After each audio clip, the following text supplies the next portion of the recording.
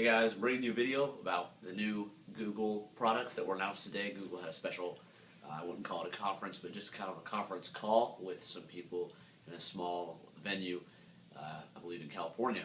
So one of the things that they obviously announced that you probably already know about is the new Nexus 7.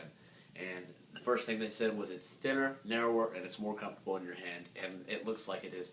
It's narrower this direction so that you can hold it with one hand more easily. But the screen is the same size. It's 7.02 inches. So like I said, it's the same as the last Nexus 7. But the previous Nexus 7 had a 1280 by 800 pixel resolution with 216 pixels per inch, which is okay. And of course, it was nice at the time. But now, this new one comes with a 1920 by 1200 pixel resolution, which is 323 pixels per inch, which is, your resolution buff, you know that that's pretty respectable. And Google did say it's the highest PPI of any tablet ever to come out so far. So that's kind of nice. One thing they did mention was the new speakers on the sides allow for stereo and surround sound effects, and that kind of gives you a more rich experience when you're listening to music or watching videos or anything like that. The cameras, there's also, like the last time, there's a 1.2 megapixel camera on the front for video chat, Skype, things like that. But there's also this time a 5 megapixel camera on the back, which that was one of the only gripes people had about the last Nexus 7 was there was no camera to hold up and take pictures of things with, and now there is. This one runs a quad-core 1.5 gigahertz processor. It's the Snapdragon S4, which is kind of nice. It's really fast. And it has 2 gigabytes of RAM to help with multitasking and app memory and things like that. Now they are making an LTE model that's compatible with AT&T, Verizon, and T-Mobile. Not Sprint for some reason, but whatever. That one is not going to be available at the same time as these. So yeah, it has wireless charging, kind of like the Nexus 4. You just have to have the wireless charger. So there's that. There's also a decent battery life. It's got like 9 hours when you're watching HD video and 10 hours when you're doing mobile web browsing. So it's kind of nice to get that much life out of the battery. It does ship with Android 4.3, which I'll get to in a second. But the 16 gigabyte model with Wi-Fi is $229. 32 gigabyte model with Wi-Fi is $269, and then when the LTE model is released, it will be 32 gigabytes with Wi-Fi LTE, and it will be $349. So, you know, if you compare that to iPad Mini, that's about how much the iPad Mini without LTE costs. So it's a better deal if you look at it that way. Like I said, these will come out on Tuesday, July 30th, on the Google Play Store and other retailers like Best Buy and I believe Amazon. But like I said, the LTE model will not come out on the July 30th date. It will come out a few weeks later, they said. So now we're going to talk about Android 4.3, which people have been speculating for a while about. It's still called Jellybean, so it's still Jellybean Android 4.3. And there's not a bunch of huge groundbreaking features, but there's a few things. One thing that they added, they're pushing this as a family device, the Nexus 7. So they're talking about how you can add different profiles for different members of your family, and you can even restrict those with parental controls and, you know, disable certain apps for certain people, and it won't disrupt the user experience like other tablets that have controls. So that's kind of nice if you have a family, if you have a small kid that just wants to play games but you don't want them to be able to browse the web, you can disable Chrome. It's kind of nice.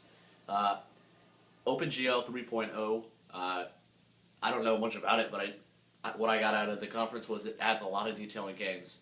And for mobile, that's a big thing because there's not always a great amount of detail in the device graphics. So it kind of allows the developers to make more detailed games and more lifelike ones. DRM APIs, basically what these are like locks on video, like licensed video. Right now, if you stream something on Netflix, it's probably, like on your phone or something, it's probably going to be in standard definition, you know, 360p, 480p, something like that.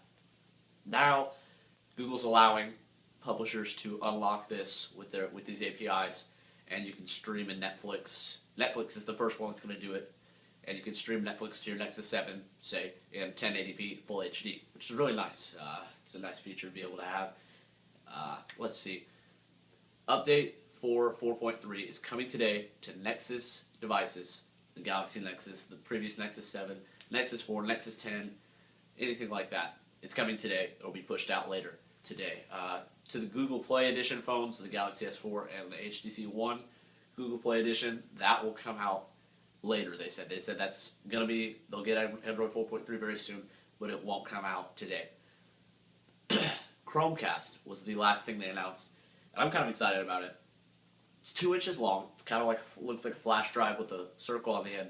And what it does is you plug it into your HDMI and you plug in the power cord for it, and whenever you have an app open, say YouTube, you hit Chromecast and select the TV that you've programmed it to, and it can even, if the TV's off, it can turn on the TV, switch to the correct input, and start playing that YouTube video for you. You can queue videos in a playlist of sorts, and it works also for the Netflix app and Pandora, as I'm told it's going to be working for Pandora soon. What's great about this, as opposed to the Apple TV, because you can already kind of do this with the iPhone and the Apple TV, what's great about this is it allows you to do it with your iPhone, your Nexus 4, your Nexus 7, whatever you have. Any app that is supported with this functionality, you can do it with. And many apps are going to be adding it. I imagine Spotify will probably add it, so you can play music through your TV speakers. They're coming out with the Google Cast SDK, which is really a game changer because it's going to allow any developer that wants to stream content from their app to someone's TV, they can do it, and all they have to do is implement this into their apps. This is going to be, this Google Chromecast is going to be available for $35, and when I heard that I was blown away because I thought it was going to be kind of like the Nexus Q, which was completely overpriced. It was the same idea, but it was completely overpriced, and really no one bought it. They discontinued it pretty quickly. So yeah, it's $35, and as far as I know, it's available on the Google Play Store right now. It may be sold out soon by the time you watch this, but as of right now, it's still available, and you should probably get one if you're interested. They're also going to be selling it on Amazon, Best Buy, and the Google Play Store, of course. And one thing about this is it comes with a 3-month trial of Netflix. So, like I said, that's one of the things you can stream to it, so it's kind of nice to get it for free for a while. Thanks for watching, guys. If you have any questions, hit me up in the comment section below, and my Google Plus and my Twitter in the description. And thanks for watching.